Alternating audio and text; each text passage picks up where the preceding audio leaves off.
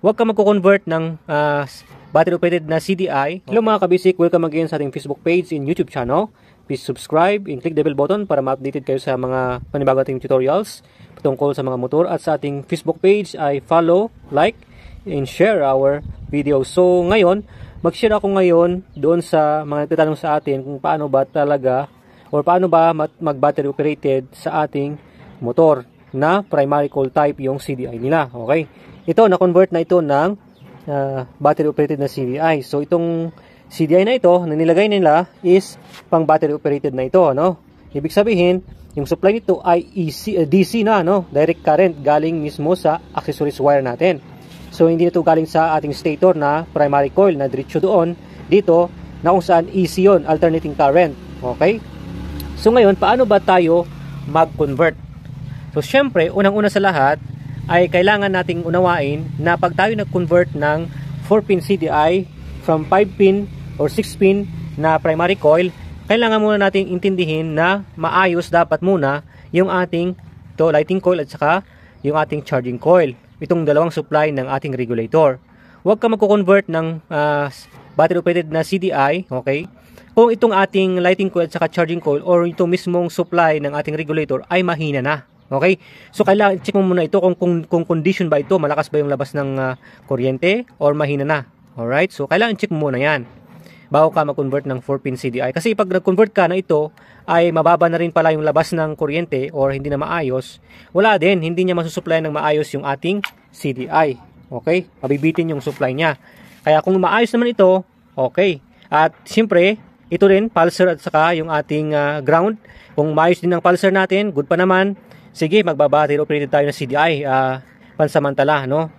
Pero siyempre, habang nag 4-pin CDI ka na battery operated, kailangan magkuhan ka na, no?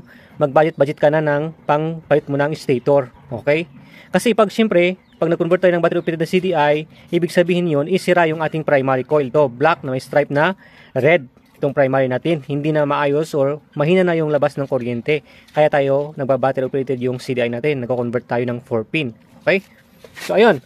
So, ngayon ay kung condition itong mga ito, mga supply nating iba, yung supply ng regulator, at saka yung pulser at saka ground natin, pwede tayo mag-convert ng 4-pin CDI. So ngayon, ang ginagawa ko ito, kasi ito yung stator natin, ikakat mo lang ito, no? Cut mo lang itong black na may stripe na red, yung primary coil. Cut mo yan, and then kuha ka dito sa ito yung flasher relay natin, hanapin mo yung accessories wire ng iyong motor.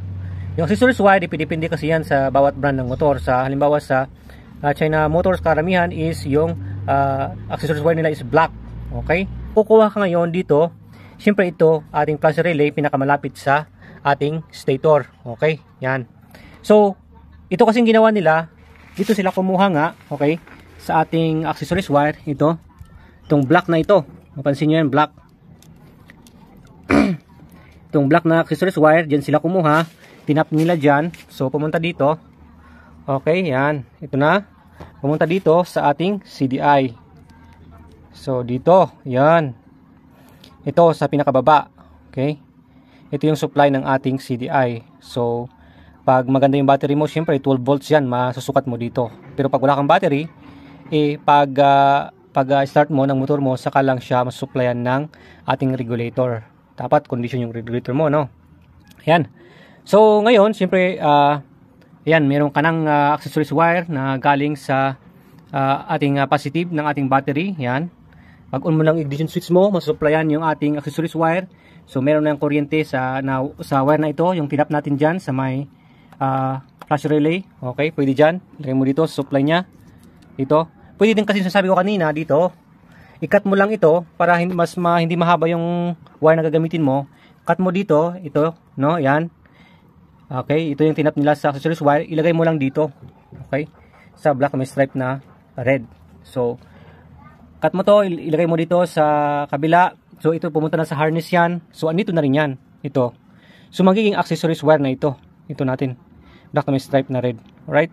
So, syempre yan, ilalagay mo lang dito. Dito. Okay? Alright, yan. Dyan. Pero iba yung kinuhanan nila. Walang problema naman yun kasi accessories wire din naman yun. And then, syempre, sa taas niya is yung ating ignition coil natin, papunta sa ignition coil. yung output, okay, yung lumalabas na kuryente na sa ating CDI yon. Itong black na may stripe na yellow, ito yung ating ipapunta sa ignition coil natin. Ito, yan, pumunta dyan, yun, no? Ayan. Sensya nyo na yung motor na ito, na-stuck kasi ito kaya marumi. Maraming sabi naman, madumi yung motor, hindi nilinisan, mga ganun. Okay. Anyway, yan. So, ito na yung ating papunta sa ating ignition coil natin. So, yan, sa taas lang naman ng supply natin. Ito, supply, galing sa scissors wire. Ito rin, kunin mo rin yan, ito. Okay, pumunta sa taas. Dito siya sa taas. Yun sa baba, syempre yung ground natin. Yung ground natin, dito yan. Yung ground ng ating pulsar at saka ground ng ating motor, body ground. Pagsamahin mo yan, yan magkakabit yung ground. Yan, ilagay mo dito sa baba. Okay, sa tabi ng supply. Dito, yan. Okay. Okay, ito yung supply, ito yung ground natin. Okay, sa pinakataas, yun naman yung pulsar natin, yung blue na may stripe na white yan. Okay, ilagay mo dito sa taas. Okay, dito naman yung sa taas yan. Sa tabi ng ignition coil, yan. Okay, ganun lang naman mga kabisik. Yan to. So, dito, ito yung dati niyang socket ng ating CDI, yung primary coil na CDI natin.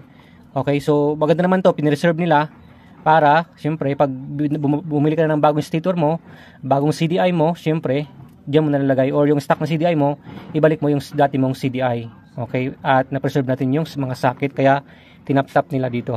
Okay, yung sabi ko ngayon, pag nag-tap tayo ng scissors wire dyan, ito na rin yun, mag-tap ka na rin dyan, dito, ganun pa rin.